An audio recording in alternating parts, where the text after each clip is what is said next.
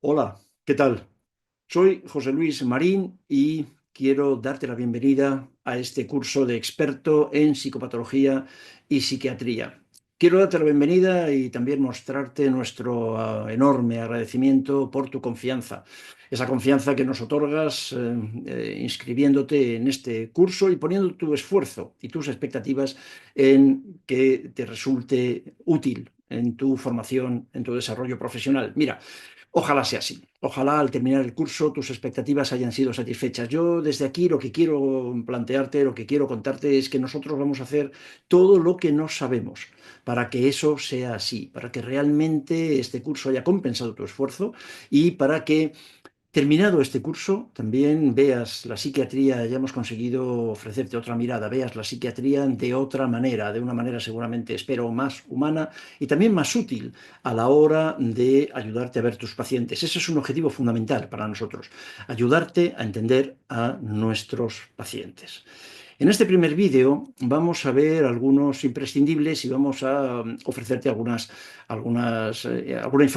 información también imprescindible para poder entender dónde estás y cómo va a ser el desarrollo del curso. Así que para empezar, lo primero que quería contarte, claro, es por qué me atrevo a ponerme delante de ti contándote cosas sobre psiquiatría. Esto es, cómo he llegado hasta aquí. Pues mira. Yo estudié medicina en la Facultad de Medicina de la Universidad Complutense de Madrid y en el Hospital Clínico asociado.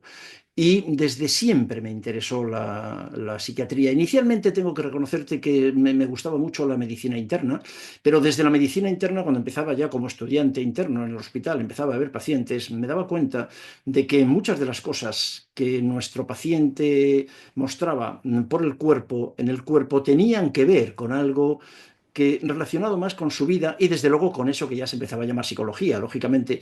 Y empezó a llamarme la atención aquello que ya en aquel momento, claro, en la segunda mitad del siglo XX se empezaba a llamar, se llamaba hace años, medicina psicosomática.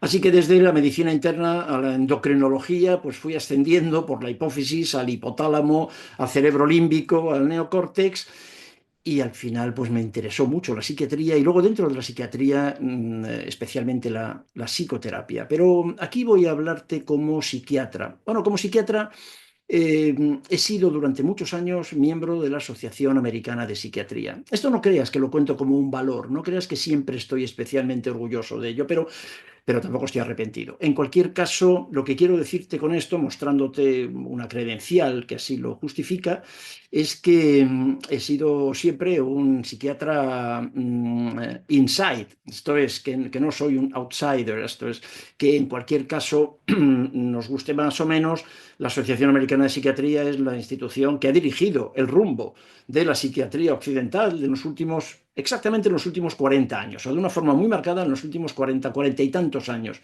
exactamente desde 1980, y en algún momento te diré por qué exactamente en esta fecha.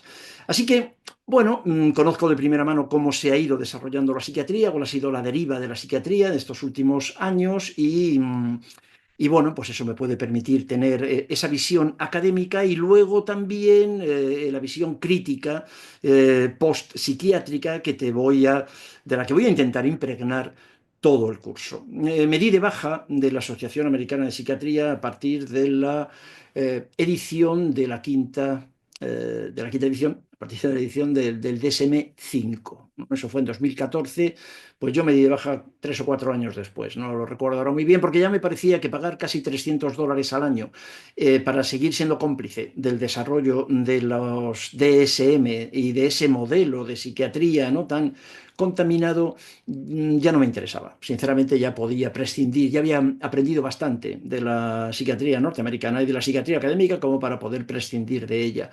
También te pongo aquí dentro de mis antecedentes profesionales, antecedentes penales casi.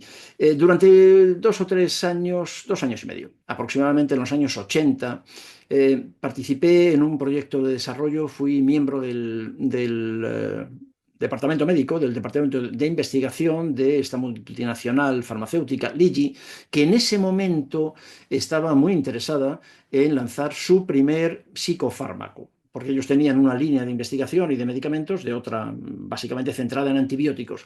Pero bueno, en ese momento iban a lanzar su primer psicofármaco, que fue todo un éxito y que conoces con toda seguridad por su nombre.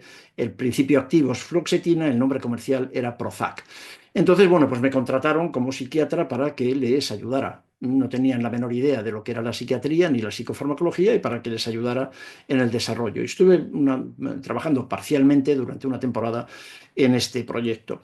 Disfruté mucho, tengo que reconocértelo, sobre todo el primer año. El segundo y medio ya no, pero disfruté y aprendí mucho y aprendí mucho de marketing y aprendí mucho de las prácticas de la industria farmacéutica. Esta colisión entre la psiquiatría que yo había aprendido antes, la psiquiatría que aprendí dentro de la Asociación Americana de Psiquiatría, la psiquiatría que se organizaba en la industria farmacéutica y lo que durante y en medio y después me han ido enseñando mis pacientes y mis alumnos, bueno, pues eso es lo que te voy a contar aquí. Lo que te voy a contar aquí es el resultado de toda esta historia, ¿no? De muchos años desde que terminé la carrera de medicina en el Hospital Clínico de Madrid, en la Universidad Complutense, a finales de los años 70. Son muchos, muchos, muchos años. Esto es lo que te voy a contar. Realmente el resultado de todo esto, ¿no? Muchos años de práctica clínica, de estudio, de investigación. Otra curiosidad, ¿no? Que ahora me enternece verlo, ¿no? Cuando yo era muy jovencito y bueno, esto es otra cosa que nos mandaba la APA, todos a los psiquiatras miembros de la APA, sobre todo a los psiquiatras extranjeros, porque somos pocos. eh, bueno, pues tenían mucho interés en cuidarnos, ¿no? Entonces nos mandaban cada año, nos mandaban una credencial, nos mandaban un diploma de estos. Algunos de ellos al principio yo tenía estos diplomas colgados en mi consulta, luego los fui retirando. Eso siempre ocurre a medida que uno va siendo mayor, se va desprendiendo ya de estos signos de experticidad porque ya no le hacen falta, ¿no? Pero bueno, en su momento me hacía mucha ilusión cada año recibir el diploma acreditativo de ser miembro de la Sociedad Americana de Psiquiatría. Espero que me lo perdone, son pecados de juventud, ¿no? La psiquiatría que se hacía en Madrid, donde yo nací, yo he nacido en Madrid y he vivido casi toda mi vida, vamos, toda mi vida en Madrid, con algunas excepciones, estancias temporales, como te voy a contar. Pero la psiquiatría que se hacía en Madrid y que yo estudié en un hospital clínico no me gustaba, no me gustaba nada, nada. Una psiquiatría todavía de posguerra, una psiquiatría, bueno, muy, muy poco inteligente en general, en general. Y no me gustaba en todo caso, yo también era muy joven. Y bueno, decidí que esa psiquiatría no me interesaba, iba a aprender otra psiquiatría en otros lugares del mundo y bueno, pues en algunos de los lugares en los que me admitieron fue en el Hospital Universitario de Gante, en Bélgica. Y allí que me marché en un 5000, eso es una historia para contarla.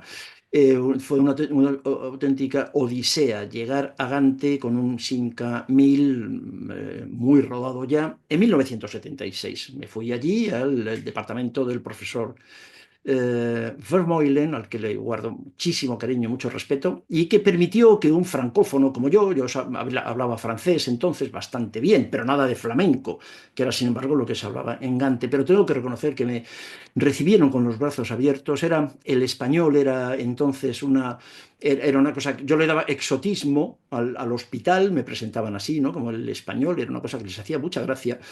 Y yo disfruté mucho hablando en francés y ellos hicieron un esfuerzo tremendo para enseñarme mucho y para enseñarme todo lo que me enseñaron en francés, cosa que para ellos era muy complicado, ¿no? Muy complicado sobre todo políticamente, pero me trataron maravillosamente bien y disfruté mucho durante mis años de estancia en el Hospital Académico de Gante, aprendiendo una psiquiatría que empezaba a parecerse más a la psiquiatría que yo quería saber. Este era el hospital, era una cosa preciosa. Este es el actual hospital, cuando he ido alguna vez después, el hospital de Gante, aquel que yo conocí, es otra cosa ya, y este es el nuevo hospital. Después, un par de años más tarde, tuve también la oportunidad de participar en un proyecto precioso, una unidad de medicina psicosomática en el Ospedale Civile de Vicenza. Vicenza, una ciudad preciosa en el Véneto italiano, la cuna de Andrea Palladio, un escultor y arquitecto renacentista, una cosa fantástica. También disfruté muchísimo en mi estadía en Vicenza aprendiendo medicina psicosomática y empezando ya a aplicar lo que estaba sabiendo, quería saber de psiquiatría y de psicosomática en pacientes en un hospital general. Esto era mientras que en Gante estuve en un departamento de psiquiatría, aquí estuve trabajando en un servicio de medicina interna. Y aquello también fue algo francamente interesante. Para mí estaba en aquel momento estaba muy lejos de las cosas que se hacían en España. Luego nos hemos aproximado. Ahora mismo en España hacemos la misma psiquiatría y medicina interna psicosomática que hacen en cualquier lugar del mundo y probablemente mejor que en muchos, ¿no? Pero en aquella época había un espacio, había una fractura importante, ¿no? Y cuando volví, tuve la oportunidad de empezar a ser médico residente en el hospital, en el gran hospital de la beneficencia del Estado, que así se llamaba cuando yo empecé. Un hospital que se construyó y se inauguró en 1955. Quienes vivís en Madrid o conocéis la ciudad, sabéis que este hospital ahora, perdón, sí, este hospital es el Hospital de la Princesa. Este es el Hospital de la Princesa, pero cuando yo llegué, cuando yo me marché, ya era Hospital de la Princesa, ciertamente, pero cuando yo llegué era el Gran Hospital del Estado. Y ahí, en ese Gran Hospital del Estado, yo viví toda la reforma del Gran Hospital del Estado, el Hospital de la Princesa. Allí, con otros compañeros, fundamos la Sociedad Española de Medicina Psicosomática y Psicoterapia, a finales de 1978. Así que en esta casa llevamos 40 y tantos años, ya 40 y bastantes años, ¿no? Trabajando en lo que venimos diciendo, la psicologización de la medicina, la medicalización o la integración, en cualquier caso. Nuestro trabajo ha sido de toda la vida, de siempre, integrar lo médico, lo corporal y lo mental, lo biológico, lo psicológico, lo relacional, lo social. Así llevamos mareando esta perdiz más de 40 años. Este es, como os decía, el Hospital de la Princesa, del que me marché hace algunos años para trabajar en el centro clínico privado de la Sociedad Española de Medicina Psicosomática y Psicoterapia. Estas son mis credenciales en un resumen muy breve, ¿no? Que me permite abordar este curso con una cierta tranquilidad, ¿no? Agradeciendo una vez más tu confianza y esperando no defraudarte. Y ahora vamos a ver si con todo esto que te he contado puedo llegar a convencerte de que alcancemos juntos los objetivos de este curso. Los objetivos de este curso, pues mira, lo primero no habría que ordenarlos, pero lo he hecho. Conocer los grandes cuadros psiquiátricos, los más frecuentes en la consulta, porque me parece que esto es lo que te ha traído a este curso. Lo que te ha traído a este curso es, teniendo en cuenta que tanto desde la medicina como desde la psicología también, o desde otras ciencias de la salud, en general se habla poco de psicopatología y bastante poco de psiquiatría o nada. De psiquiatría, pues seguramente lo que te interesa más es saber cómo es la esquizofrenia, cómo es el trastorno bipolar, cómo son los trastornos alimentarios, los trastornos disociativos asociados al trauma, ansiedad, etcétera, ¿no? Los grandes cuadros psiquiátricos. Bueno, yo entiendo que eso es así, que eso es lo que te interesa y a mí también yo estoy de acuerdo con eso y te lo voy a contar. Vamos a ir hablando de todo ello a lo largo del curso en cada uno de los módulos, ¿no? Uno de los objetivos del curso es que al final podamos responder a las 5 preguntas clave de la psicopatología. Es la ciencia que se ocupa de entender a los pacientes. Bueno, esto lo vamos a definir más adelante, pero estas 5 preguntas clave delante de cada uno de nuestros pacientes es el motivo de consulta, escuchar qué le pasa, cuál es el motivo de consulta, entendiendo algo que me has escuchado seguramente, si ya me conoces, me has escuchado decir en muchas ocasiones, el motivo de consulta casi nunca es el problema, pero necesitamos ese motivo de consulta y le damos importancia, lógicamente. Así que, ¿qué le pasa a nuestro paciente? ¿Cómo le pasa? ¿Cómo? ¿Cómo? Todos nuestros pacientes son diferentes. No existe la esquizofrenia, no existe la depresión. Existen personas deprimidas y cada persona deprimida es un cómo diferente. Se deprime de una manera diferente y seguramente además por un motivo diferente. ¿Desde cuándo? Desde cuando ahí incluimos una variante muy importante que hemos empezado a notar en los últimos años, ¿no? A incluir en los últimos años, cambiar la pregunta también del qué te pasa, por qué te ha pasado, desde cuándo. La niña era una niña absolutamente normal, todo muy bien, una niña fantástica y de repente dejó de comer. El chico era un chico fantástico, todo iba muy bien, no había grandes problemas, ¿no? Todo estaba bien y de repente, pues empezó a escuchar voces de la televisión. ¿De acuerdo? O el niño otra vez, o la niña, pues todo era fantástico, todo muy bien, todo bien, y de repente empezó a inyectarse heroína. No es así.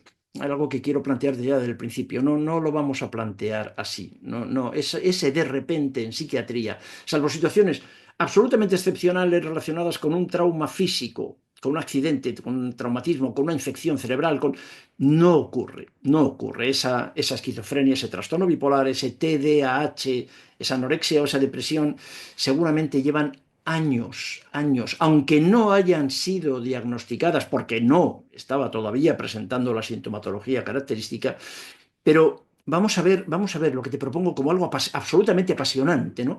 Vamos a estudiar la historia. La historia. A mí me gusta mucho la historia y voy a intentar contagiarte también de ese gusto, porque la historia de la humanidad nos explica la humanidad y la historia de nuestro paciente nos explica a nuestro paciente. Así que vamos a ver por qué ahora aparece la esquizofrenia. ¿Por qué? ¿Y desde dónde y desde cuándo? ¿Y cómo aparece esa esquizofrenia? Y vamos a ver también por qué aparece la esquizofrenia. ¿Por qué? ¿Por qué aparece la esquizofrenia? ¿Por qué esta personita no quiere comer a partir de ese momento? ¿Por qué esta personita no puede dormir, no puede estar quieto, no puede prestar atención? ¿Por qué también vamos a ver para qué? ¿Para qué? Un concepto que quiero incluir desde el principio. ¿Para qué? Vamos a pensar. El objetivo del síntoma. ¿Al servicio de qué está el síntoma? ¿Para qué sirve el síntoma? ¿Para qué una persona se inyecta heroína? ¿Para qué una persona comienza a beber? ¿Para qué una persona comienza a escuchar voces? Vamos a ver si esos síntomas de lo que luego nuestro compañero José María Álvarez perdón, no, José María, lo llevamos haciendo hace siglos, ¿no? Estos síntomas de locura ¿qué, qué hacen aquí en este momento? ¿Para qué están? ¿Para qué sirven? Esto también me parece apasionante. Vamos a poder ver a nuestro paciente de otra manera si entendemos al servicio de qué está el síntoma, al servicio del paciente, al servicio del sistema, al servicio de la cultura, al servicio de la sociedad, al servicio... Es apasionante también, me parece, el poder entender todo esto. Y también vamos a preguntarnos, ¿y por qué ahora? ¿Por qué el de repente? Vamos a buscar en la aparición de una patología concreta, vamos a buscar la oportunidad. ¿Por qué en este momento? ¿Por qué ahora? Vamos a buscar la crisis. Los pacientes no consultan por un síntoma, los pacientes consultan por una crisis. Siempre hay una situación de crisis. Siempre. Vengo a la consulta porque estoy deprimido. ¿Desde cuándo tienes síntomas depresivos? Ah, pues hace muchos años. Yo creo que toda mi vida he sido una persona depresiva. Eso lo he escuchado cientos de veces. La pregunta entonces es, ¿por qué viene ahora? Si lleva deprimido o deprimida años. ¿Por qué viene ahora? ¿Qué es lo que me trae ahora? Una crisis. Me trae una situación de crisis, siempre es así. Vamos a buscarlo. También porque es interesante, mucho más interesante que mirar en el DSM-5 para hacer un diagnóstico, que eso lo puede hacer cualquier persona. Eso no tiene, a nuestro juicio, ningún valor. Yo entiendo que si estás en este curso es porque has llegado, al menos, no sé si parcial o totalmente, o me has superado a conclusiones como esta, ¿no?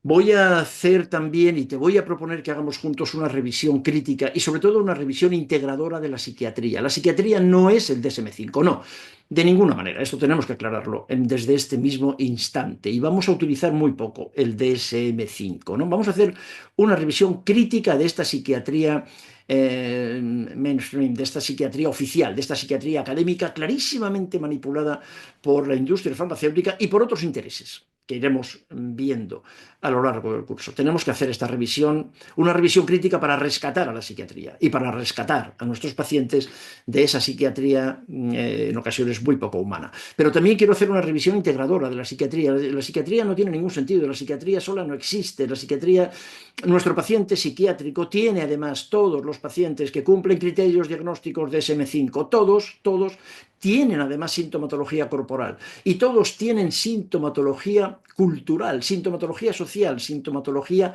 relacional. De forma que la psiquiatría solo en términos de mente, de fenómenos mentales, de fenómenos psíquicos, no tiene, a mi juicio, ningún interés, o perdón, tiene muy poco interés, resulta muy aburrida. lo que te voy a proponer es que veamos al paciente en su historia y en su contexto, y que le veamos relacionándose con los demás, relacionándose consigo mismo, relacionándose con su cuerpo, y ver hasta dónde la patología digestiva tiene relación con la depresión. Que ya te advierto a ti, aquí, ahora, que sí, que naturalmente que sí, que la tiene, ¿no? En resumen, lo que voy a proponerte de entrada es obligarte, pongo obligarte entre comillas, te das cuenta, no te puedo obligar a nada, o sea, no te lo tomes al pie de la letra, ¿no? Pero bueno, yo lo voy a intentar, te voy a obligar a pensar de otra manera, y te voy a obligar a pensar, ese es mi trabajo es no que estés de acuerdo conmigo, mi trabajo consiste en provocarte, es toda una provocación este curso, para que tú decidas después si estás de acuerdo conmigo o no. Y puedes decir, oye, pues mira, esto que me estás contando no me parece bien. Lo que ocurre es que para que digas esto no me parece bien, tendrás que argumentar el desacuerdo. No tienes por qué estar de acuerdo, pero sí tendrás que argumentar el desacuerdo. Y este es mi trabajo. Mi trabajo será básicamente provocarte para pensar, básicamente para pensar de otra manera.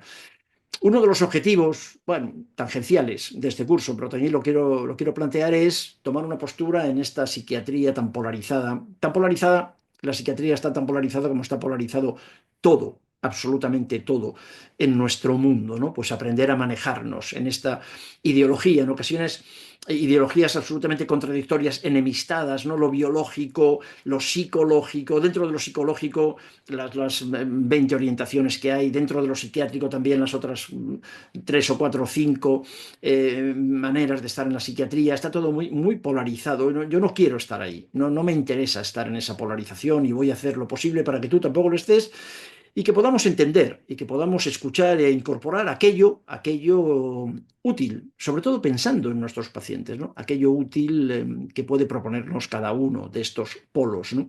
Esta psiquiatría polarizada, política entre comillas, ¿no?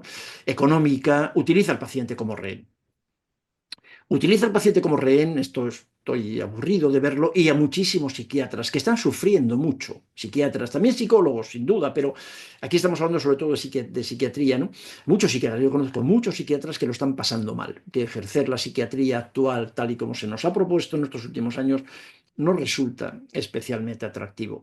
Y todo ello con un objetivo importante, que es ayudarte a planificar la psicoterapia. Para nosotros, como ya seguramente, si nos conoces, ya lo sabes, las intervenciones psicoterapéuticas son muy importantes. En la psiquiatría crítica actual, en lo que llamamos la post-psiquiatría, la psicoterapia es una herramienta absolutamente fundamental. Esto es, eh, muchos menos psicofármacos y mucha más intervención psicosocioterapéutica, ¿no? Bien, pues este sería el objetivo final. Todo lo anterior es para ayudarte a ver a tus pacientes desde esta perspectiva.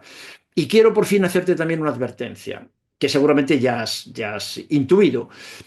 Si lo que quieres es una psiquiatría académica, la psiquiatría oficial, la psiquiatría de la APA y la psiquiatría DSM-5, lamento muchísimo decirte que este no es el sitio.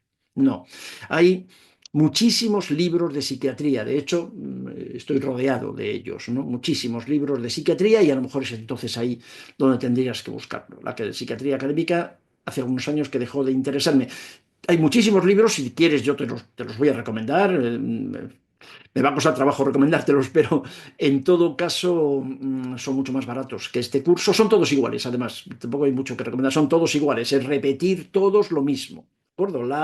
El DSM-5 y la búsqueda de explicaciones genéticas y de justificaciones genéticas, de explicaciones biológicas y poco más. Son todos iguales. Entonces, no, yo voy a hacer todo lo posible por por separarnos de esa psiquiatría de libro oficial. Así que eso quiero advertírtelo para que sepas, en todo caso, a lo que te expones a partir de ahora. ¿Cómo va a ser el curso? Bueno, este es un curso fundamentalmente online, con 8 módulos diferentes, perdón, perdóname, con 6 módulos distintos que vas a encontrar en el aula virtual. A estas alturas ya has entrado al aula virtual, por eso estás viendo este vídeo, ¿no?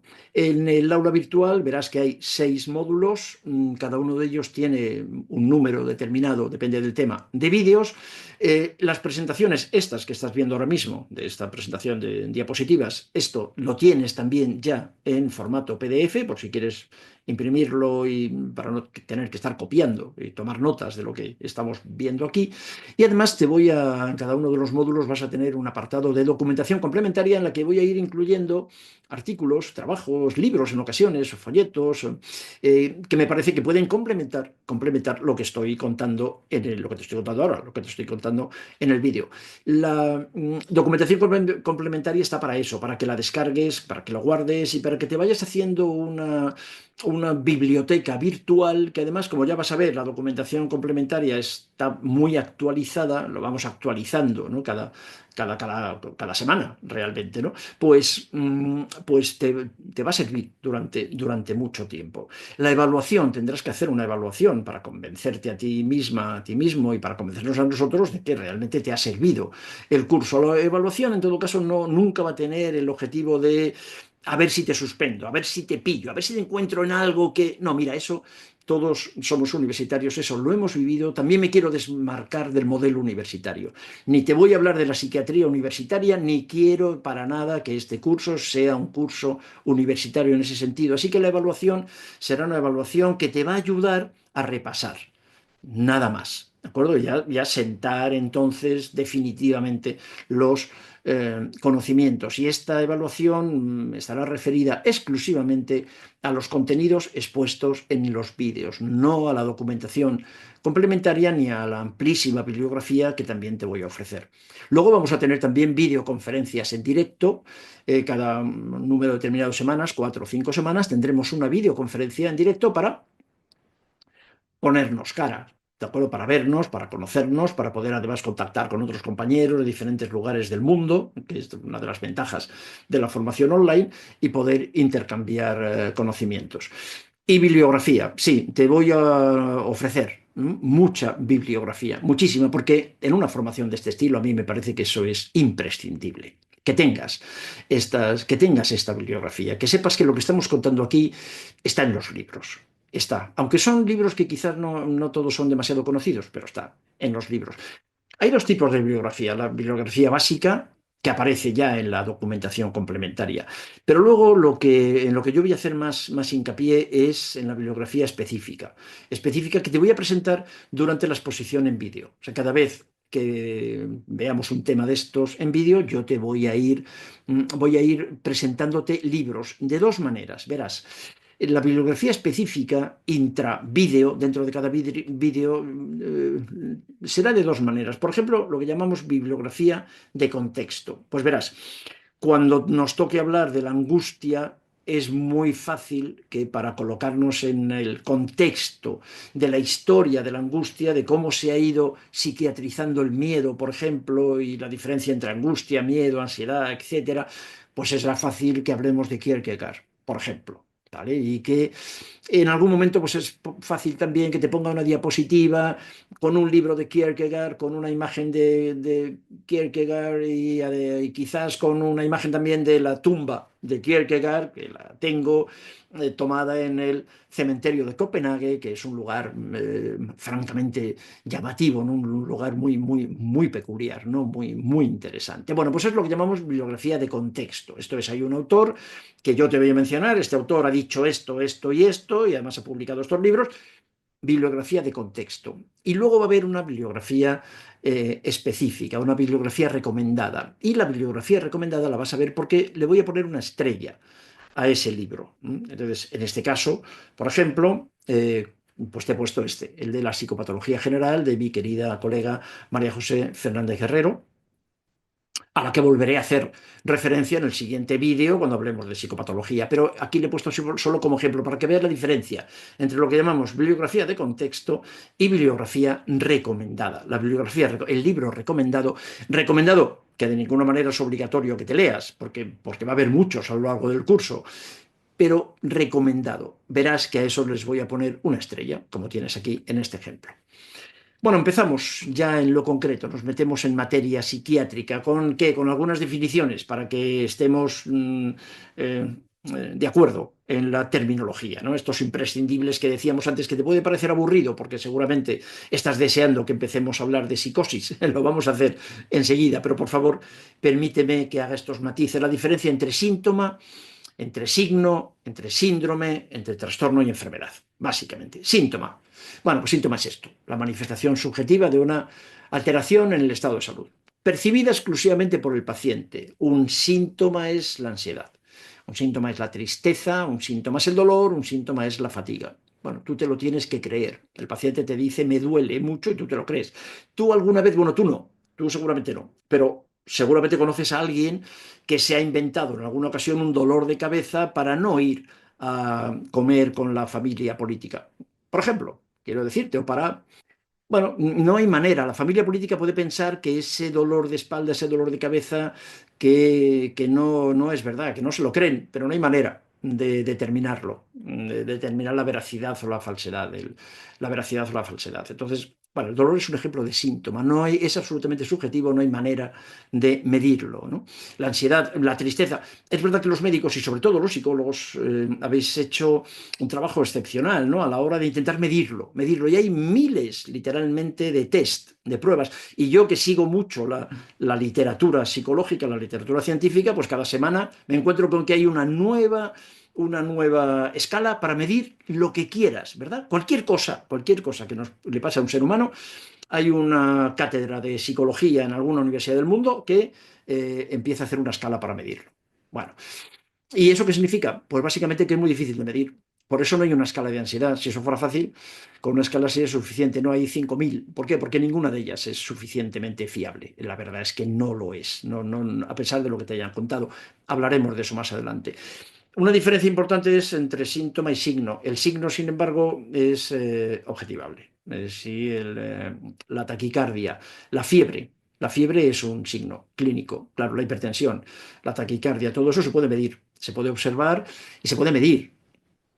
Se puede medir con una metodología fiable, con una metodología digital. O sea, le pones un termómetro y te pone, no tienes que interpretarlo. Te pone el termómetro, te dice que esta persona tiene 38,3 grados. Es fácil medirlo. Eso es un signo. Un síntoma, un signo puede ser una señal de alerta. Esto es lo que quiero plantearte de una manera importante, ¿no?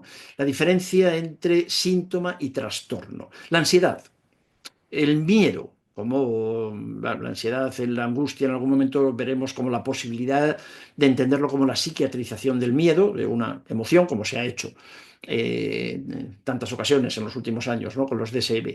La ansiedad, la rabia, la tristeza, la vergüenza, pueden ser síntomas, pueden ser señales de alarma. Exacto. Ahora bien, que de un síntoma se haga un trastorno, nos parece que hay una diferencia importante. Existe el trastorno por ansiedad, el trastorno por anorexia. La anorexia es un síntoma. La anorexia es un síntoma, claramente, ¿no? Que de un síntoma se haga un trastorno nos parece algo chocante. Si me das la oportunidad y tienes un poco de paciencia, pues en algún momento te explicaré por qué puede ser así, ¿no? Cómo se ha psiquiatrizado la señal de alarma, la señal de malestar, cómo se ha psiquiatrizado el sufrimiento, con un objetivo que también parece muy claro a primera vista, ¿no? Son síntomas, pero no son enfermedades. No son enfermedades, ninguno de ellos tiene una causa específica, ninguno de ellos, ni la tristeza, ni la rabia, ni la angustia, ni el miedo, hay una causa. El miedo quizás, pero la angustia no, la tristeza no tiene una causa específica y mucho menos un tratamiento único. Lo que ocurre es que en nuestros últimos 30, 40 años, la intolerancia, la frustración y la medicalización de la vida en la cultura occidental han convertido síntomas, ha convertido el malestar en enfermedades. Eso tenemos que tener mucho cuidado. En enfermedades, porque cualquier cosa que convertimos con el modelo biomédico actual en el que vivimos tú y yo y otros miles de millones de personas, en el momento en que algo lo convertimos en enfermedad, lo estamos medicalizando y le estamos poniendo un tratamiento médico. Tratamiento médico supone fundamentalmente un tratamiento farmacológico, psicofarmacológico o farmacológico en general. Y convertirlo además en enfermedad le da nombre, le da categoría, le da una entidad que con mucha frecuencia excluye otras maneras de aproximarse a este fenómeno. Y eso es tramposo. Y eso no me gusta, y eso te voy a explicar por qué no me gusta más adelante y por qué no nos gusta, en general, a quienes vemos la psiquiatría como yo. La psiquiatría es subjetiva, fundamentalmente subjetiva. El DSM se intentó, se hizo para lo que nos vendieron desde el principio del DSM era que era una manera de que todos los psiquiatras del mundo nos entendiésemos, porque así se categorizaban pura literatura. La psiquiatría sigue cargada de signos y de síntomas. ¿De acuerdo? La psiquiatría no trabaja con enfermedades. Déjame seguir avanzando en esto, ¿no? Pero recuerdo aquí el principio de Heisenberg, de incertidumbre, no pura física. La posición del observador modifica el fenómeno observado. Tú puedes encontrarte en una reunión con 20 profesionales de la salud, de eso que se llama la salud mental. 20 profesionales, 10 psiquiatras, 10 psicólogos, con respecto a una situación concreta de una persona y cada uno te da una explicación diferente y un pronóstico diferente y un tratamiento diferente y incluso un origen, una etiología diferente, cada uno desde su posición, desde la visión en túnel. Lo que a veces me parece que ha ocurrido, que sigue ocurriendo en la formación académica es que tenemos demasiada visión en túnel. Entonces cada uno solamente ve aquello que puede ver, más que querer, aquello que puede ver, ¿no? De forma que al final, pues en esa reunión, esa sesión clínica de nuestros 20 profesionales de la salud, al final acabaríamos con esta trampa también de Lewis Carroll, ¿no? En Alicia, en el país de esas maravillas que nos han querido también contar, que es la psiquiatría actual, ¿no?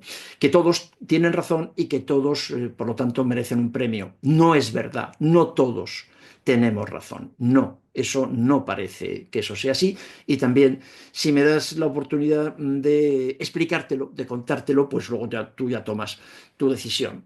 Un síndrome es un conjunto de síntomas o de signos.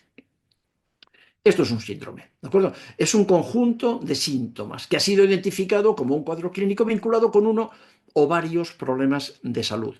En un síndrome entonces hay muchos síntomas que se dan habitualmente juntos, se dan juntos con mucha frecuencia. La trampa de los síndromes psiquiátricos, has oído hablar del síndrome depresivo ansioso, que es uno de estos diagnósticos geniales de los que yo aprendí hace muchísimos años, en la psiquiatría que yo empecé a aprender en los años, el año 76, ¿no? Mucho antes del DSM, o bastante antes del DSM-3, que es el que llega a todo el mundo, ¿no? Con mucho entusiasmo. Bueno, pues claro, eran una serie de síntomas que, en resumen, que se veían asociados, eran síntomas psiquiátricos. Eh, que se llamaban, bueno, síndrome depresivo ansioso, te decía, pero ahí había una trampa también que a mí me llamó la atención desde que era muy chiquitín, ¿no? ¿Dónde estaban los síndromes, dónde estaban, perdón, los síntomas corporales? El síndrome ansioso es tal, el síndrome depresivo, ya sabes, el síndrome.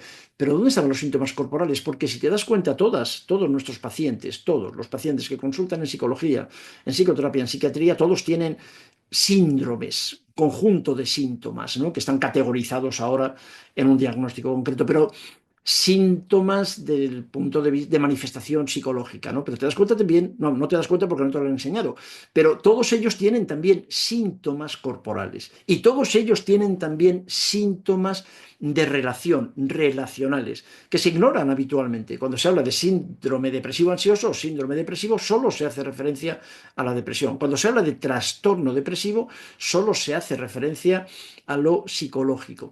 Eso lo entiendo, tiene sentido, pero me parece muy peligroso, porque la persona que viene a la consulta no es solo un fenómeno mental, es un fenómeno mental con un hígado, con páncreas, con un intestino grueso, con un corazón, con una piel y además con una madre, con un padre, con unos cuñados y con unos hijos y con unos compañeros de trabajo. Así que cuando hablamos de síndrome, cuando yo te voy a hablar de síndrome en psiquiatría, vamos a hablar de síndrome desde el punto de vista de conjunto de síntomas, pero desde el punto de vista lo más amplio que podamos. Desde esta manera es fácil entender entonces, claro, que el síndrome puede tener, este síndrome, tal y como te lo estoy contando, puede tener muchísimas etiologías, muchísimos elementos que hayan podido influir en el origen de la situación. Y luego por fin está también algo que quiero llamar poderosamente, con lo que quiero llamar poderosamente tu atención, que es el concepto de enfermedad. La enfermedad es otra cosa. La enfermedad es algo muy médico, ciertamente, y se refiere a entidades clínicas que tienen ya unas causas reconocibles, que llevan muchas de ellas estudiadas hace siglos, otras más recientes. Claro, se siguen descubriendo nuevas enfermedades, causas intrínsecas, extrínsecas, con un grupo identificable de signos y síntomas que se manifiestan de una forma constante en diferentes personas, con formas tipificadas. Una enfermedad es la tuberculosis. Una enfermedad es la diabetes tipo 1, una enfermedad es la enfermedad de Alzheimer, y se llama así, enfermedad de Alzheimer. En la enfermedad de Alzheimer hay una causa, hay una anatomía patológica, hay una exploración biológica que lo justifica. En la diabetes tipo 1, evidentemente, y en la tuberculosis ni te cuento. Estos son enfermedades. Pero el trastorno bipolar no es una enfermedad. La psicosis no es una enfermedad. La esquizofrenia como forma de psicosis no es una enfermedad, ni la anorexia nerviosa.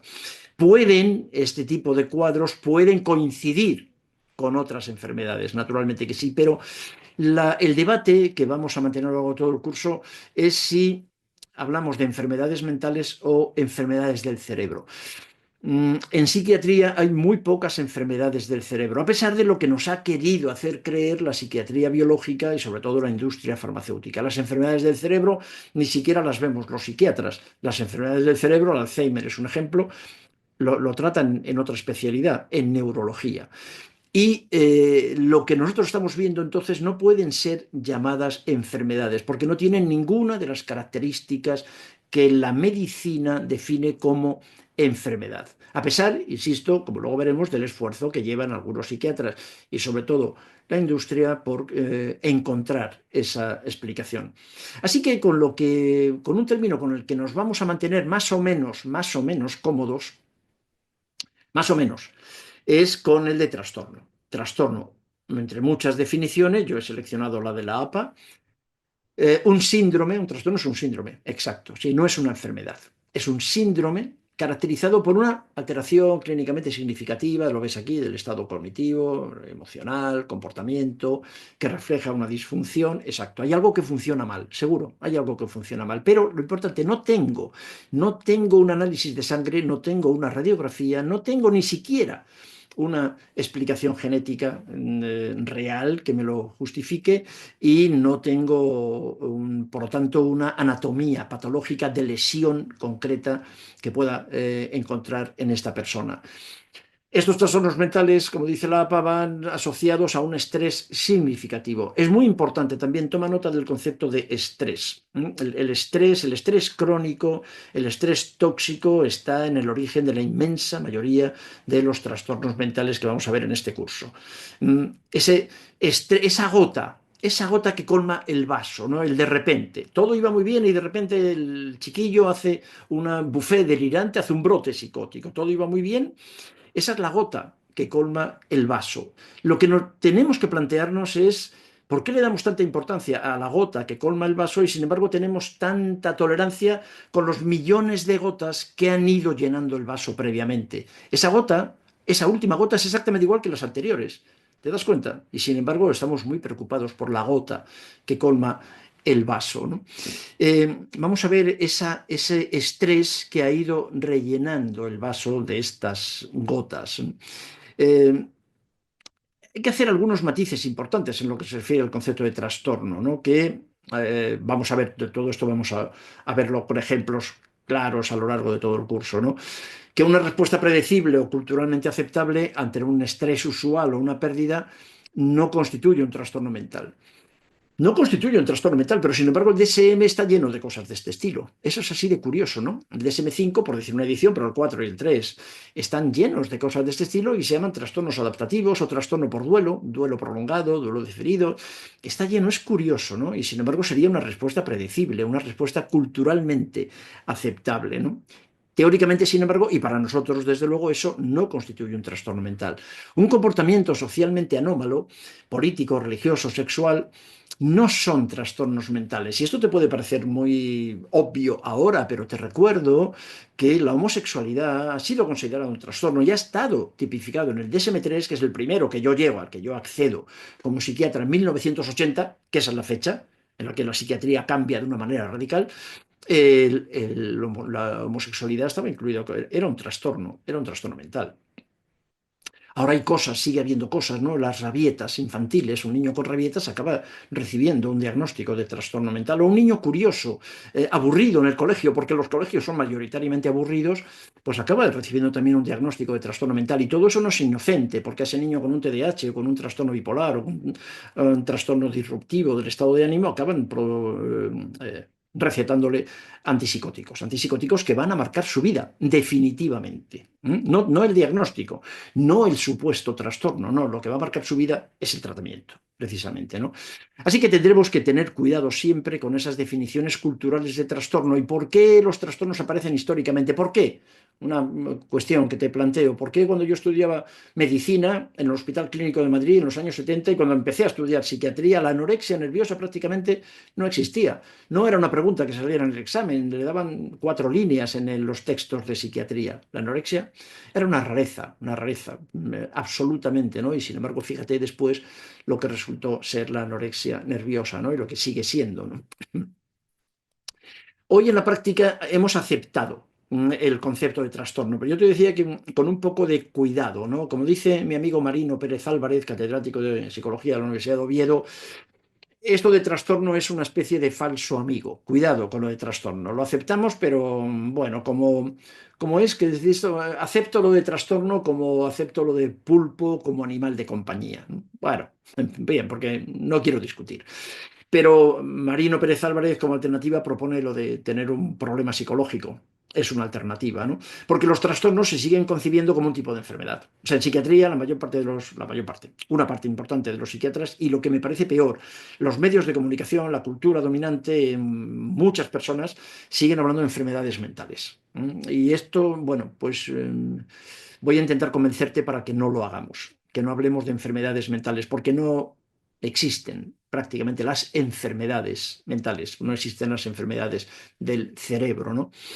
Bueno, se utiliza la palabra trastorno, la traducción al castellano de disorder, evitando la palabra enfermedad, pero lo que yo llevo 40 años viendo en esta psiquiatría es que realmente es una enfermedad, la esquizofrenia es una enfermedad, mira, déjate de zarandajas, la esquizofrenia es una enfermedad, lo que pasa es que todavía no hemos encontrado las causas biológicas, todavía la genética que tenemos es una genética muy confusa, muy manipulada, muy fantasmática, y todavía no, pero la esquizofrenia la psicosis es una enfermedad del cerebro, ¿no? Que, bueno, esto es el sueño dorado, ¿no? El ideal de eso que se ha dado en llamar psiquiatría biológica, que yo vi el nacimiento de la psiquiatría biológica. Esto no ha existido toda la vida, esto es de los años 90, absolutamente hermanada con la industria farmacéutica, pues por motivos obvios, ¿no? La necesidad de psiquiatrizar, de convertir en enfermedades el malestar. El malestar no lo está dudando nadie, el sufrimiento mucho menos.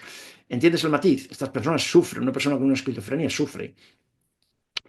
Si me das la oportunidad, en algún momento te diré que la esquizofrenia es probablemente lo mejor que esa persona ha podido hacer en ese momento concreto de su vida y que sufría más antes de la esquizofrenia. Bien, pero una cosa es el sufrimiento y otra cosa es una enfermedad. Una persona puede sufrir muchísimo y no estar enfermo. Esto es un matiz que me resulta muy importante porque la estigmatización con la enfermedad me parece muy, muy peligroso. ¿Dónde está también la trampa? La trampa es lo que te han dicho, lo que llevas años escuchando. La depresión está causada por un desequilibrio químico. La depresión es el resultado de una alteración en el metabolismo de la serotonina. Eso te lo han dicho 1000 veces, sin exagerarte ni una, 1000 veces. Lo has leído en todos los libros de psiquiatría, en la mayoría de los de psicología, lo escuchas en la televisión, en los medios de comunicación. La serotonina y la depresión. Bueno, que hay alteraciones en el equilibrio de la serotonina en un trastorno depresivo, no te lo voy a discutir. Lo que sí se discute hoy en este momento muy claramente es que esa no es la causa de la depresión, ni lo ha sido nunca, nunca.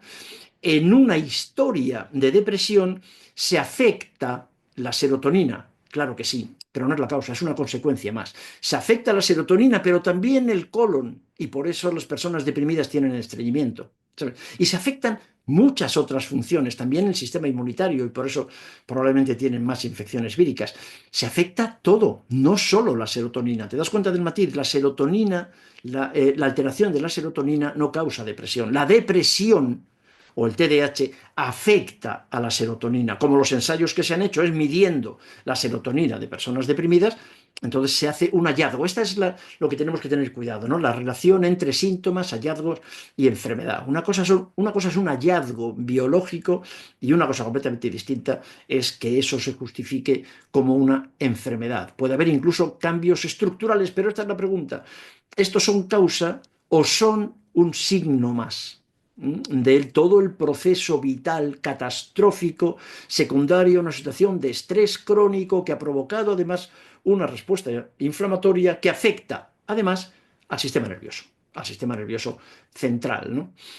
Y bueno, para ir terminando este vídeo, el origen, vamos a pensar en el origen de los trastornos mentales. Probablemente es Freud uno de los primeros, no el único, pero el más conocido, de los autores que habla que se preocupa por el origen de los trastornos mentales, ¿no? Y él habla de origen de los trastornos mentales al referirse a cómo él asocia la histeria, como se llamaba en el siglo XIX, la histeria y las experiencias traumáticas. Esto sería un ejemplo de cuál es el origen de la histeria.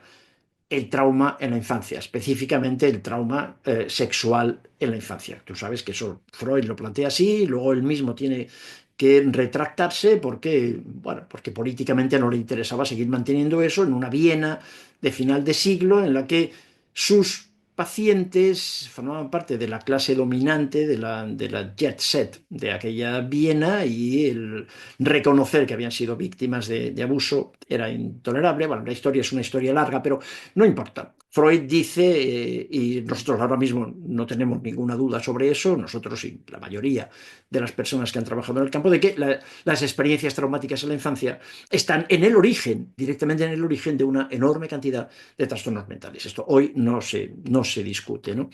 Pérez Álvarez habla de esta imagen, la imagen del río de la vida, ¿no? Como un lugar donde buscar los orígenes, el río de la vida, me parece precioso. Esto vamos a hacer también en este curso, pensar en el río de la vida y a veces se lo comentamos, esta imagen se la proponemos a los pacientes, como un lugar donde buscar los orígenes del qué te pasa en este momento. La pregunta no es qué te pasa, la pregunta otra vez es qué te ha pasado. Vamos a pensar en la biografía antes que en la biología. La biología nos interesa, ya lo creo que sí, pero vamos a pensar antes en la biografía, en la historia. En rojo marco una expresión que he copiado de Johann Hari y que me encantó cuando lo leí hace un par de años. Me encantó. La depresión no está en tu cabeza, la depresión está en tu vida. Me encantó, me parece fantástico. Johann Hari es, como tantos otros autores, este es uno de los libros que te recomendaré en su día. Johann Hari es un periodista, es un escocés periodista especializado en temas de salud y sobre todo de salud mental. Y además es un depresivo que ha estado 18 años tomando antidepresivos y que también habla de primera mano sobre lo que es ser víctima del tratamiento con antidepresivos durante tanto tiempo. La depresión no está en tu cabeza, la depresión está en tu vida. Esto a veces se lo digo a mis pacientes y si te lo voy a decir a ti. Esto seguramente en más de una ocasión a lo largo de este curso. Todo esto forma parte de lo que llamamos el conocimiento desconocido. De hecho, esto me parece un elemento fundamental de este curso y yo creo que es una de las diferencias con los libros de psiquiatría al uso. Aquí vamos a hablar del conocimiento ignorado o de lo que yo llamo el conocimiento desconocido. Voy a preparar un vídeo solo para esto, ¿no? La enorme cantidad de conocimiento que tenemos sobre trastornos mentales que sin embargo no se usa. Como por ejemplo un trabajo reciente muy interesante de cómo el hacer jogging, el correr durante unos minutos al día es tan eficaz como los antidepresivos en el trastorno depresivo. Por ejemplo, bueno, eso está perfectamente bien demostrado, ¿no? El estudio Green Care, que demuestra la importancia de que nuestros pacientes tengan contacto con la naturaleza, por ejemplo, ¿no? O cómo modificando la microbiota desaparecen los síntomas ansiosos. Es decir, la enorme cantidad de conocimiento que existe, por supuesto, la relación entre experiencia traumática infantil, no solo abuso sexual, sino en general experiencia traumática infantil, lo que llamaremos el trauma del desarrollo, ¿no? El trauma relacional temprano en la esquizofrenia, esta prevalencia es del 90%, ¿no? de incidencia de relación, perdón, entre diferentes trastornos esquizofrénicos y abuso sexual, ¿no? Todo esto lo vamos a comentar aquí en este curso, porque me parece que esto es muy importante a la hora de entender a nuestro paciente y desde luego a la hora de ofrecer alternativas terapéuticas que no sean solo las dos herramientas que tenemos, ¿no? Los psicofármacos y algunas técnicas psicoterapéuticas. Hay muchas más cosas que podemos hacer y que yo creo que es negligente no hacerlo, ¿no? En resumen, nosotros lo que vamos a plantear es que los trastornos mentales no son entidades naturales, son entidades interactivas. Vamos a darles en este curso muchísima importancia porque la psiquiatría actual, no solamente una opinión personal, la psiquiatría actual está en esto, en darle mucha importancia a lo que llamamos los determinantes sociales, a entender a nuestro paciente dentro de un contexto cultural en el que a lo mejor la esquizofrenia, la anorexia, la adicción a opiáceos es adaptativo, es lo mejor que se puede hacer como protesta para determinadas situaciones socioculturales. Entidades interactivas. Los trastornos no son entidades naturales, no son la diabetes, la esquizofrenia no es un caballo, no es una neurona, no es el sistema decimal, no existe la esquizofrenia, existen esquizofrénicos. ¿De acuerdo? Existen personas manifestando sufrimiento de diferentes maneras, ¿no? Algo que vamos a insistir también es no excluir etiológicamente casi nada. Las causas de los trastornos mentales pueden y deben ser explicadas desde diferentes perspectivas. Huye de la simplificación, huye de la serotonina como única explicación. Esto es muy simple, muy primitivo en este momento y muy tramposo, porque hoy ya sabemos que eso es directamente falso, ¿no? Vamos a ver como una entidad, como entidades interactivas, los trastornos mentales desde una óptica de la física pura, como veremos en el próximo vídeo, ¿no? Dentro de la teoría general de los sistemas, ¿no? Trastornos de sistemas, ¿no? ¿Por qué se hace así? ¿Por qué existe esa confusión? ¿Por qué hay psiquiatras y personas que lo ven de una manera y otros que lo vemos de otro? Pues seguramente el origen de la confusión tiene que ver con un médico del siglo XVIII, siglo XIX, con Bale, que es uno de los primeros que empieza a buscar las causas de la locura en un problema cerebral, en alteraciones cerebrales. Ya se había hecho antes, por supuesto, ¿no? Hay cráneos que se ven en la cima de los huesos en Atapuerca, han aparecido cráneos o aparecerán cráneos trepanados para sacar la piedra de la locura del cerebro, pero Bale es uno de los primeros que lo hace de una forma ordenada, ¿no? Buscando estos neurotransmisores. Él lo que buscaba eran alteraciones en las membranas, decía, ¿no? Y que eso explicaba la psiquiatría. Lo que ocurre es que eso no se ha encontrado. Esa causa orgánica no se ha encontrado, esa enfermedad de la mente, de la cabeza, no se ha encontrado, pero esa búsqueda encontró eco, claro, en la ideología positivista, mercantilista, claro, típica de la revolución industrial, del capitalismo feroz, del turbocapitalismo, y logrando, y esto es lo que más me preocupa, y lo que voy a sugerirte también como alternativa, que la conversación, que era una conversación posible con el loco, y que yo las recuerdo haberlas tenido, con el delirante, eso se ha ido perdiendo, se ha ido declinando. Hay algunos reductos que ahora están recuperándose, pero lo que se ha hecho con esta búsqueda de la enfermedad mental, en esta confusión, es convertir al clínico clásico en un expendedor de recetas de la actualidad. En este momento, y si eres psiquiatra, bueno, si eres psiquiatra no estás aquí, seguramente, pero que yo no quiero que se enfaden los psiquiatras, no quiero que os enfadéis, que te enfades conmigo, pero una parte importante de la psiquiatría actual consiste en hacer recetas, nada más. Mirar el DSM-5, ver que tu paciente coincide con una serie de síntomas, adjudicarle una categoría diagnóstica y ponerle inmediatamente el tratamiento que te han dicho los visitadores médicos que corresponde con ese diagnóstico y que teóricamente eso le va a hacer bien. Al final nos han convertido en expendedores de recetas con esta confusión. Que hayamos terminado hablando entonces de enfermedades mentales y no de locura, yo creo que eso es un error y que se debe al error de Bale. Y desde luego la posterior utilización de este error para obtener determinados beneficios académicos, beneficios de poder y beneficios económicos, naturalmente, ¿no? Un psiquiatra conocido en nuestro medio, un hombre muy, muy, muy inquieto y muy ingenioso y muy inteligente, que, bueno, ha escrito José María Álvarez textos como este, ¿no? La invención de las enfermedades mentales o Hablemos de la locura. José María Álvarez cuenta, ahora te lo voy a decir y con eso terminamos. Perdóname, como ejemplo, esto es un ejemplo de lo que te hablaba antes al principio del vídeo de bibliografía de contexto.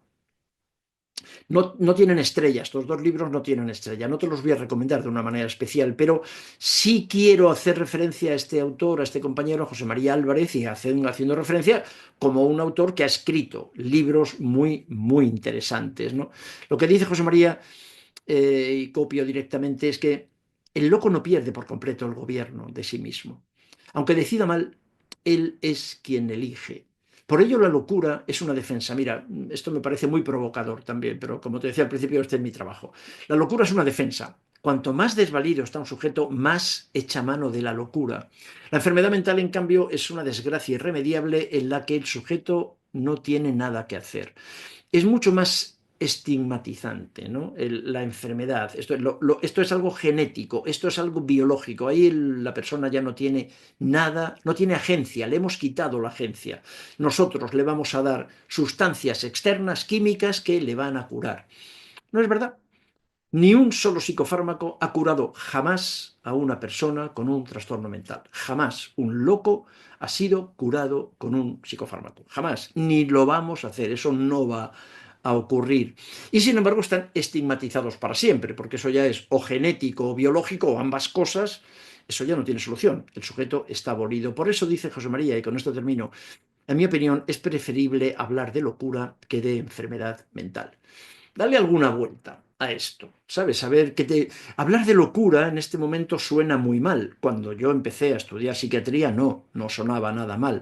Pero ahora, como el dogma dominante es el de la enfermedad, entonces entender que estas personas tienen una enfermedad del cerebro, el hablar, sin embargo, de locura suena mal. Bueno, vamos a reflexionar sobre eso, porque a lo mejor tampoco es tan malo.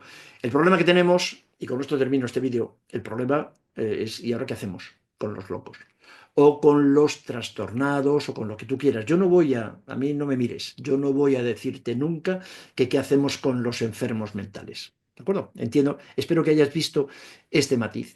En el próximo vídeo empezaremos a ver qué hacemos con los locos y, para empezar, qué hacemos con estas personitas maravillosas. Yo les quiero mucho. Cuando digo locos lo digo con todo el cariño y con todo el respeto. Con todo el respeto, ¿no? Y con toda la apreciación. He aprendido mucho con ellos y me he sentido siempre muy bien tratado por ellos, seguramente porque yo he procurado tratarles siempre también muy bien, y eso me parece que es contagioso. Lo primero que podemos hacer con ellos es entenderlo. Un loco, lo primero que tenemos que ver es que no es un sujeto a cambiar, es una persona a aceptar.